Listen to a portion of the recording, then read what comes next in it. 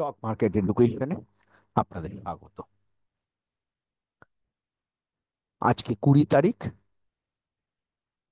আজকে আমরা দেখে নেব যে নিফটি কি হতে চলেছে এবং তার সাথে আদার্স যে স্টকগুলো কিভাবে কি রিয়াক্ট করবে। দেখুন, আজকে গতকাল নিফটি মাত্র 70 পয়েন্টের মতো মাইনাস ছিল, একটু ওপরে গিয়ে একটু প্রফিট বুকিং হওয়ার চেষ্টা করছে, কিন্তু নিফটি কিছুতেই এই জায়গাটাতে আর পড়তে পারছে না। নিফটির আমার মনে হয় এরপরে নেক্সট যে জায়গাটা হচ্ছে 25,247। নিফটি আজকে প্রায় 100 পয়েন্টের কাছাকাছি একটা গ্যাপ আপ ওপেন হওয়ার সম্ভাবনা রয়েছে, এবং সেইখানে গিয়ে সাস্টেন করতে পারে কিনা, তার মানে আজকে যদি গ্যাপ আপ ওপেনিং হয় এই জায়গাটাতে নিফটি আহ দাঁড়াবে। মানে এই হাইটা 25,145 বা 150-এর যে হাইটা, সেটা আমরা দেখে নেব যে ও টপকাতে পারলো কিনা। এবার আমরা একটু ছোট টাইম ফ্রেমে এটাকে একটু দেখে নেওয়ার চেষ্টা করব। ছোট টাইম ফ্রেমে এই যে যে জায়গাটা রয়েছে এটাই হচ্ছে নিফটির ক্ষেত্রে এই মুহূর্তে দাঁড়িয়ে ছোট্ট একটা স্ট্রং সাপোর্টের জায়গা। এই সাপোর্টটা ভেঙে গেলে নিফটি কিন্তু এই জায়গাটাতে 24,747 এই জায়গাটাতে কিন্তু নিফটি চলে আসবে। আজকে আমরা গতকাল আমরা বলেছিলাম আমাদের ইউটিউব লাইভে যে একটা 60-এর একটা সাপোর্ট রয়েছে ছোট্ট, সেই সাপোর্টটা কিন্তু ভেঙে দাঁড়িয়ে রয়েছে, কিন্তু যদি গ্যাপ আপ ওপেনিং করে তাহলে আবার এই জায়গাটাতেই কিন্তু ছুঁয়ে যাবে। কিন্তু এই যে পতনটা কিন্তু আগের দিনে খুব একটা ভালোভাবে পতন হয়নি, সুতরাং এটা খুব ক্রুশিয়াল জায়গা যে এর উপরে দাঁড়িয়ে নিফটিটা সাস্টেন করতে পারলো কিনা। 24,125 কিন্তু এই মুহূর্তে দাঁড়িয়ে একটা নিফটির ক্ষেত্রে খুব স্ট্রং রেজিস্ট্যান্স হিসেবে দাঁড়িয়ে রয়েছে। আর যদি পড়ে তাহলে এই জায়গাটা 24,780 এটা নিফটির ক্ষেত্রে একটা স্ট্রং সাপোর্ট বলে আমার মনে হয়। ব্যাংক নিফটির ক্ষেত্রে কিন্তু ঠিক একই।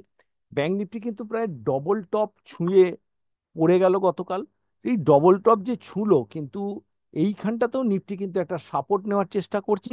এই সাপোর্টটা ব্যাংক নিফটির ক্ষেত্রে 52,200 সাপোর্টটাও কিন্তু এই মুহূর্তে দাঁড়িয়ে ব্যাংক নিফটির ক্ষেত্রে একটা ভালো সাপোর্টের জায়গা আছে। সেইটা যদি ব্রেক করে তাহলে কিন্তু ব্যাংক নিফটি এরপরে যে 55,700 যে রেজিস্ট্যান্স, এইটা টপকে গেলে কিন্তু আবার লাইফ টাইম হাইয়ের দিকে ব্যাংক নিফটি চলে যাবে। আমরা একটু দেখে নিই যে আজকে আমরা কোন কোন স্টকের উপরে একটু নজর রাখবো। তবে ব্যাংক নিফটি এইখানে একটা বড় কনসলিডেশন করছে, এখান থেকে কিন্তু যে কোনো ওয়ান সাইড হয়ে যাওয়ার সম্ভাবনা রয়েছে। এইচডিএমসি এই স্টকটা কিন্তু অনেকটা উঠেছে, সুতরাং একখানা প্রায় এর ডবল টপ করেছে। এই ডবল টপের কাছে এসে একখানা প্রফিট বুকিং হওয়ার সম্ভাবনা রয়েছে।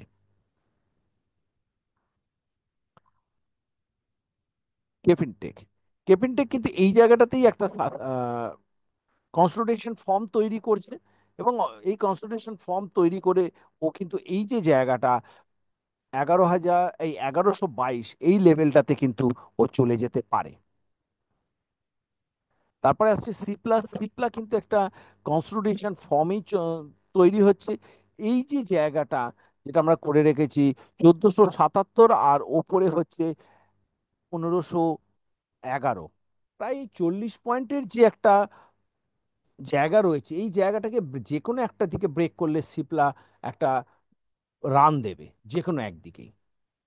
এরপরে আমরা আসছি রিলায়েন্স। রিলায়েন্স কিন্তু ওপর থেকে একখানা প্রফিট বুকিং হওয়ার সম্ভাবনা দেখা দিয়েছে। রিলায়েন্সের কিন্তু এই যে জায়গাটাই কিন্তু একটা স্ট্রং রেজিস্ট্যান্স এখান থেকে ফিরে আসছে।